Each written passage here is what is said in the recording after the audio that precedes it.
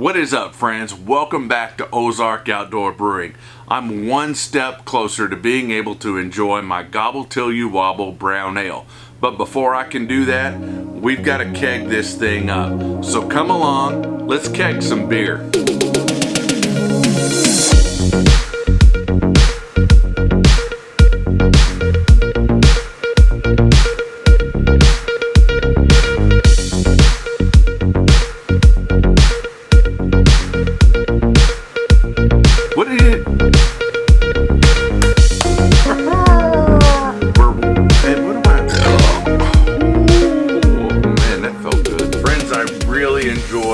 The entire process of home brewing beer from beginning to end, but one of my favorite days is kegging, and I'll tell you why. I only have one vessel to clean, to sanitize, and get ready to take on this beer. This is 1,000 times easier and better, at least for me and in my opinion, than bottling beer. Like I said, one vessel, I clean this, I sanitize it. I also use that sanitizer to run through my beer line and my kegerator. I've got everything prepared to take on this beer. I've just got to get it into the keg and let it condition for a few days on the CO2. If I were doing bottles, that's a nightmare. I don't even want to think about that. It's 40 plus bottles that you have to individually wash and individually sanitize, individually fill and cap, and so on and so on. You got to wait a lot longer to enjoy your beer out of a bottle than you do from a keg. That's my experience. Yours may be different, but if you're looking into kegging any of your beer, I would highly suggest it and recommend it. I've got a few videos on my channel. I'm not the best. I'm not a professional brewer, and I don't pretend to play one on TV, but my system and my setup works for me. So if you get any help from any of these videos, please drop me a note. I'd love to hear from you. Friends, if you've picked up anything from the videos that I've posted, you know that 90% of the process is cleansing and sanitizing and cleansing again and sanitizing again and washing and cleansing and sanitizing again. You cannot do home brew if you don't like cleaning. That is, like I said, about 90% of the work. The other 10% is actually the brewing process and enjoying the fruits of your labor and drinking your own home brew. With that in mind, I've got a 5-gallon bucket, not completely full, but I do have sanitizer in there. I have my filling line with my bouncer inline filter connected to it.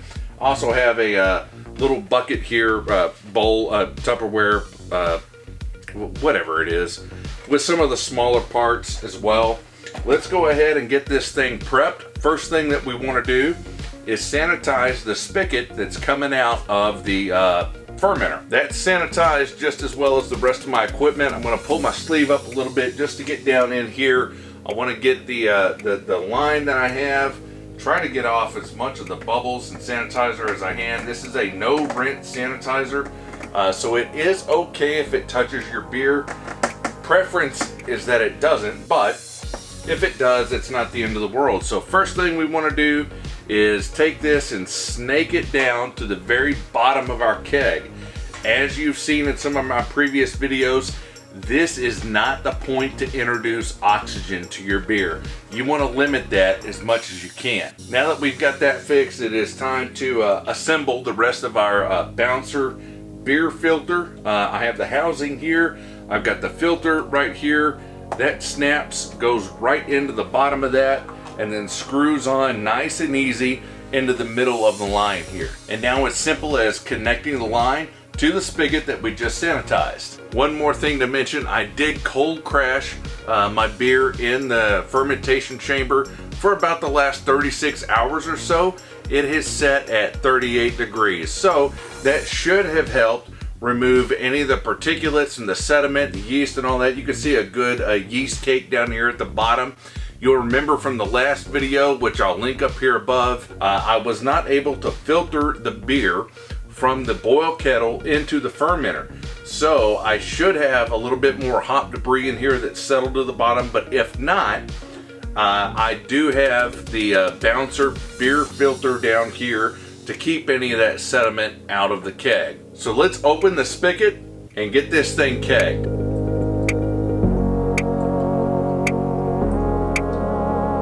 And there we go, that is complete.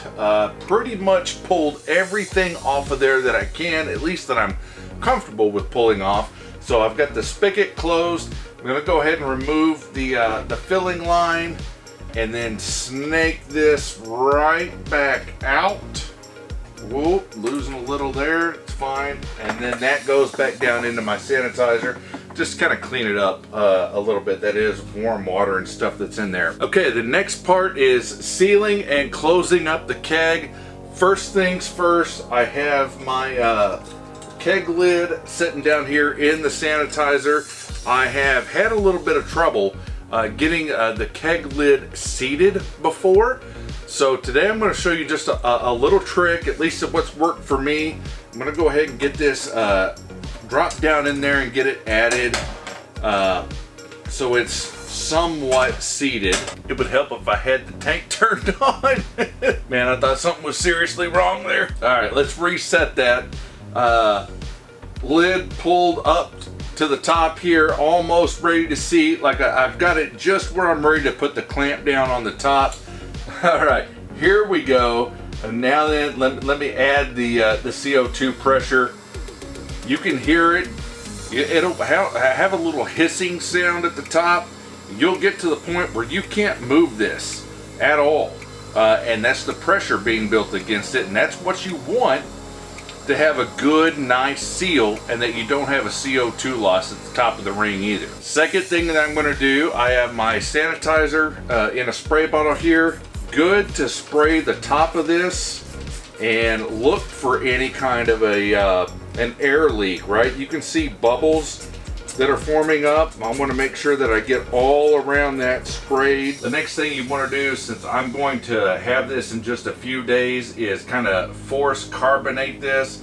I want to increase the CO2 pressure to about 30 psi and let that set for the next 24, actually probably about 36 to 48 hours, and that will force a lot of carbonation into the beer and allow you to enjoy it much faster than if you set it at your serving temperature, not temperature, your serving pressure, and let that go for a few days. Friends, that's it. Beer is kegged. It is on CO2 now. It is in the kegerator.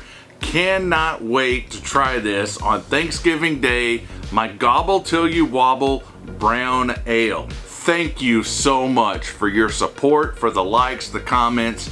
If you're not already, please consider subscribing. That always helps us out. And smash that bell so you get a notification every time we post a video here on Ozark Outdoor Brewing. And remember, drink responsibly.